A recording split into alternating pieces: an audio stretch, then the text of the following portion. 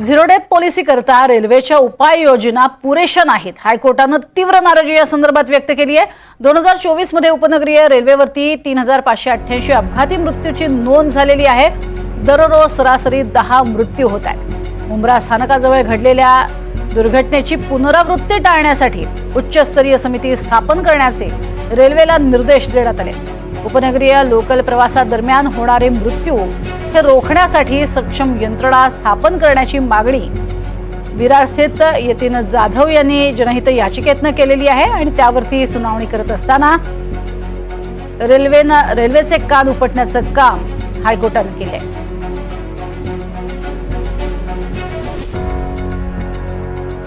तर पाणी साचू नये यासाठी सुद्धा पश्चिम रेल्वेकडनं कॅमेऱ्याचा वापर करण्यात येतोय। या संदर्भातली माहिती सुद्धा देण्यात आलेली होती। मात्र झिरो डेथ पॉलिसी करता रेल्वेच्या उपाययोजना या पुरेशा नाहीयेत असं म्हणत हायकोर्टानं कान उपटले। दरम्यान पश्चिम रेल्वेनं पावसाळ्यासाठी मोठी तयारी केली आहे। पाणी कुठेही साचू नये यासाठी आणि कुठेही पाणी साचलं तर त्याचा निचरा कसा करता येईल यासाठी पश्चिम रेल्वेनं काही कॅमेऱ्यांचा वापर केलाय। हा वापर केल्यामुळे पश्चिम रेल्वेला पावसाळ्यामध्ये कोणत्याही प्रकारचा विशेष त्रास होणार नाही अशी माहिती पश्चिम रेल्वेचे मुख्य जनसंपर्क अधिकारी विनीत अभिषेक यांनी दिली आहे। हे यंत्र कसं काम करतंय हे दाखवण्यासाठी प्रत्यक्ष पाणी दौऱ्याचं आयोजित करण्यात आला आणि याचाच आढावा घेतला आमचे प्रतिनिधी भाग्यश्री प्रधान यांनी।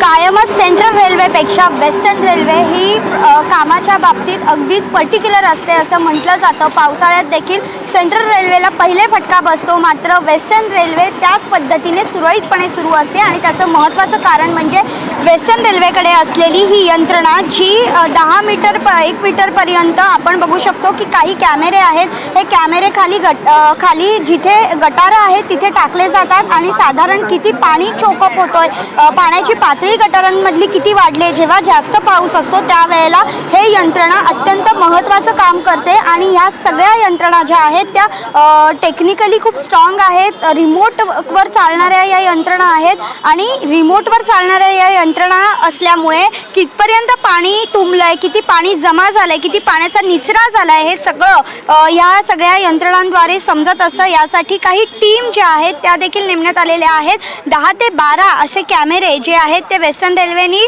भाड्याने घेतलेले आहेत आणि पावसाळ्यामध्ये अशा पद्धतीच्या या कॅमेऱ्यांचा जास्त वापर असल्याने हे भाड्याने घेतलेत असं अधिकारी माहिती देतात। मात्र जर आपण बघितलं तर अत्यंत सुरळीतपणे हे काम जे आहे ते सुरू असतं। जवळपास यांच्या 1-1 मीटरचं अंतर जे आहे ते पूर्ण या गटारामधलं दाखवलं जातं आणि विशेष म्हणजे किती पाणी तुंबलंय किती नाही तुंबलंय हे देखील सांगितलं जातं।